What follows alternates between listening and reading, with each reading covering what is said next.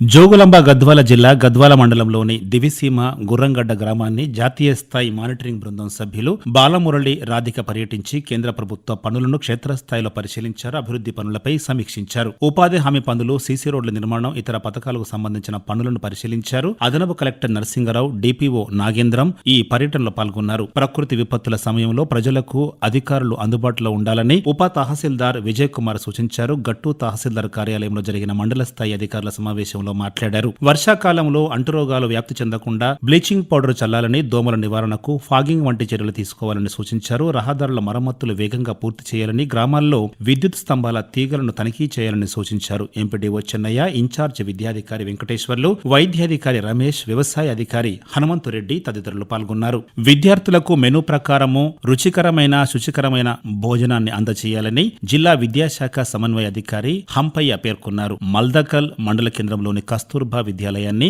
MEO Suresh తో పాటు ఆయన తనిఖీ చేశారు. టీబీ నిర్ధారణ అయిన వారు వ్యక్తిగత పరిశుభ్రతతో పాటు 6 నెలల పాటు మందులు వాడితే పూర్తిగా నివారించవచ్చని జిల్లా ప్రోగ్రాం అధికారి డాక్టర్ రాజు అన్నారు. టీబీ ముక్త్ అభియాన్ కార్యక్రమంలో భాగంగా ఉండవిలలోని ఆరోగ్య ఉప కేంద్రంలో ప్రజలకు అవగాహన కార్యక్రమం నిర్వహించారు. ఈ సందర్భంగా ఆయన మాట్లాడుతూ టీబీ వ్యాధిగ్రస్తులకు పౌష్టికాహారం కోసం ప్రతి నెల 2,500 రూపాయలను వారి ఖాతాలో ప్రభుత్వం జమ చేస్తుందన్నారు. వర్షాకాలం నేపథ్యంలో మలేరియా, డెంగ్యూ వ్యాధులపై ప్రజలకు అవగాహన కల్పించాలని జిల్లా వైద్య ఆరోగ్య శాఖ అధికారి సిద్దప్ప సూచించారు. గద్వాల పట్టణంలో ఐడీఓసీలోని జిల్లా వైద్య ఆరోగ్య శాఖ కార్యాలయంలో పిహెచ్సిల పనితీరును ఆయన సమీక్షించారు. ప్రోగ్రామ్ ఆఫీసర్ డాక్టర్ ప్రసూనారాణి ఈ కార్యక్రమంలో పాల్గొన్నారు. వసతి గృహాల్లో ఉండే విద్యార్థులు శారీరక పరిశుభ్రతతో పాటు పరిసరాలను కూడా శుభ్రంగా ఉంచుకోవాలని దరూరు వైద్య క్లస్టర్ అధికారి ఆనంద్ సూచించారు. దరూరు బాలుర వసతి గృహాన్ని ఆయన పరిశీలించారు. వసతి గృహంలో పరిసరాలతో పాటు విద్యార్థుల కోసం సరఫరైన బియ్యం, ఇతర ఆహార పదార్థాలను తనిఖీ చేశారు.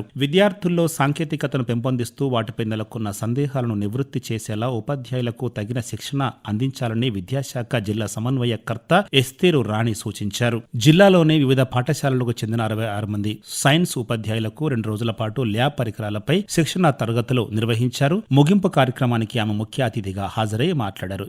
జిల్లా సైన్స్ అధికారి భాస్కర్ ఈ కార్యక్రమంలో పాల్గొన్నారు. అలంపూర్ పురపాలక సంఘం ఆధ్వర్యంలో 100 రోజుల వన మహోత్సవ కార్యక్రమం నిర్వహించారు. పరిశుభ్రతపై అవగాహన కల్పించారు. పురపాలిక సిబ్బంది ఇంటి నుంచి చెత్తను సేకరించే సమయంలో తడి, పొడి చెత్త వేరుగా తీసుకురావాలని, ప్రతి ఇంట్లో శుభ్రతను పాటించాలని సూచించారు. ఎన్నికల విధుల్లో అప్రమత్తంగా ఉండాలని గద్వాల ఆర్డీఓ అలివేలు పేర్కొన్నారు. ఐజా తహసీల్దార్ కార్యాలయంలో బిఎల్ఓలకు నిర్వహించిన అవగాహన సదస్సులో ఆమె ప్రసంగించారు. ఓటరు జాబితా, పోలింగ్ బూతుల వారీగా జాబితా తయారీ, ఎన్నికల్లో నిర్వహించాల్సిన విధులు తదితర అంశాలపై ఆమె వివరించారు. ఆయిల్ ఫామ్ సాగుతో అధిక లాభాలు పొందవచ్చని ఉద్యాన శాఖ అధికారి ఇమ్రాన్ తెలిపారు. ఇటిక్యాల మండలంలోని మునగాల, షాబాద్ గ్రామాల్లో పామాయిల్ తోటలను పరిశీలించారు. ఈ ఏడాది ఆయిల్ ఫామ్ ను సాగు చేసేందుకు ఆసక్తి గల రైతులు దరఖాస్తు చేసుకోవచ్చని సూచించారు. పట్టాదారు పాస్ పుస్తకం, ఆధార్, బ్యాంక్ పాస్బుక్, పాస్పోర్టు ఫోటోలను జత చేసి ఉద్యాన శాఖ కార్యాలయంలో సమర్పించాలని సూచించారు.